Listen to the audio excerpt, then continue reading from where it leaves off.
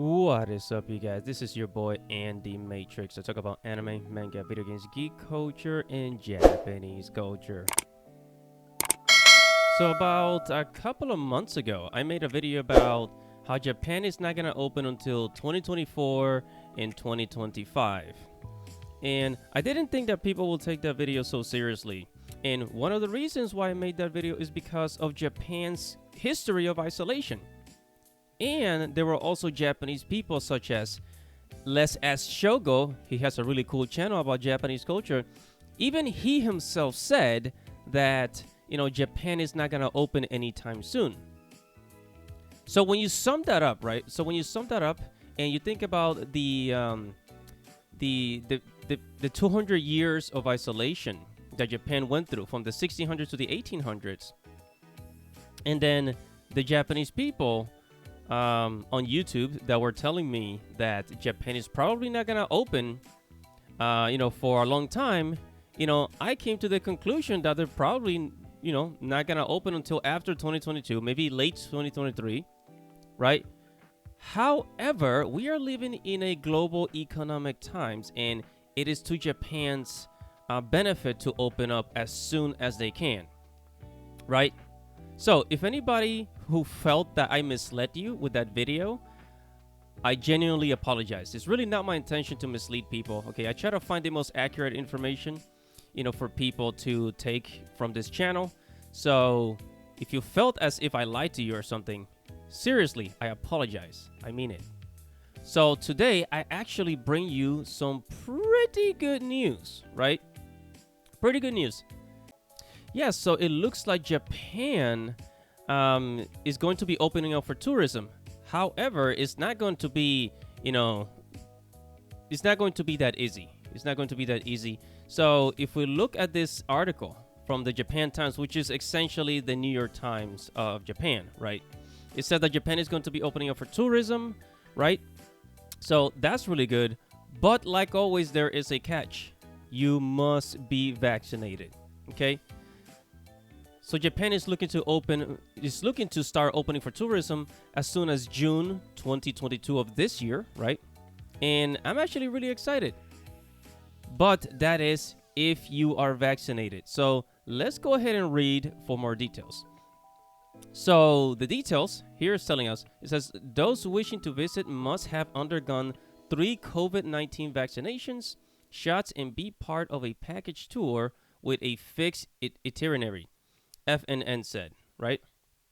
Citing multiple government officials, the limited resumptions of inbound tourism will be treated as an experiment, and if infections do not spread, the program will be expanded, it said. So really, they're treating this like an experiment. Let's allow tourists into the country and see what happens. Are we going to have an increase in COVID cases? If that is the case, then maybe we should just wait a little longer to allow more tourism, right? Okay, and then it goes on to say Japan is also looking for doubling the daily entry cap to 20,000 and accepting overseas tourists from starting June. It says the Nikkei newspaper reported, citing unnamed sources.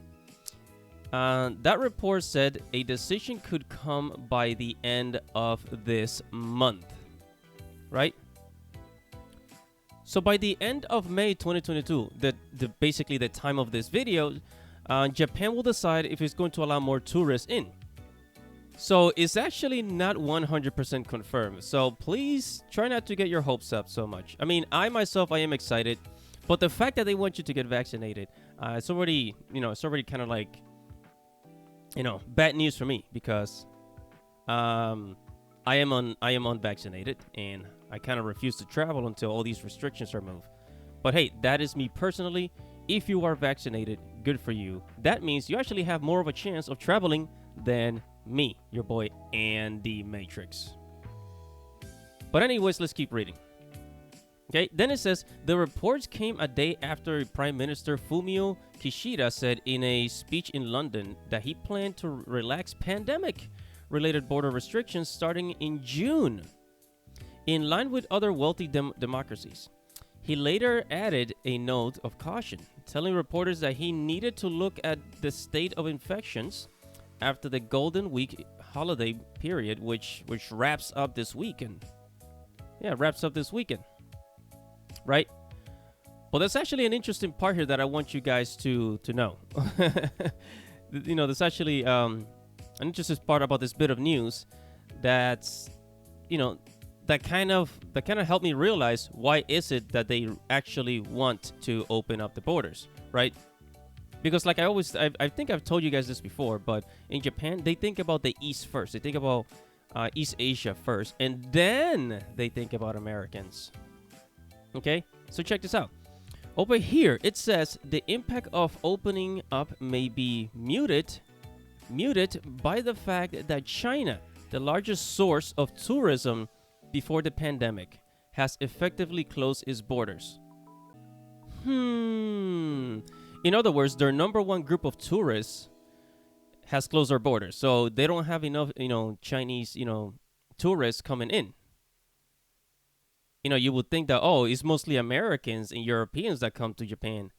Nope. It's mostly other Asian countries. So China, Korea, Philippines, they're actually the ones that visit Japan the most. Because, for God's sakes, they're right next door to each other, right?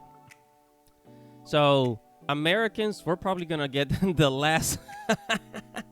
we're probably going to be the last people to be allowed in, right? But that is pretty much it for today, guys. So Japan, they are planning on opening, and when the news comes out, I will make another video in June this summer, right? And things are looking pretty good. I honestly didn't think that they will be like announcing this too early. I was expecting it more around towards the end of 2022, probably like around the October time, November time. But this is actually a surprise. It's also good news. That means we're a step closer to opening Japan.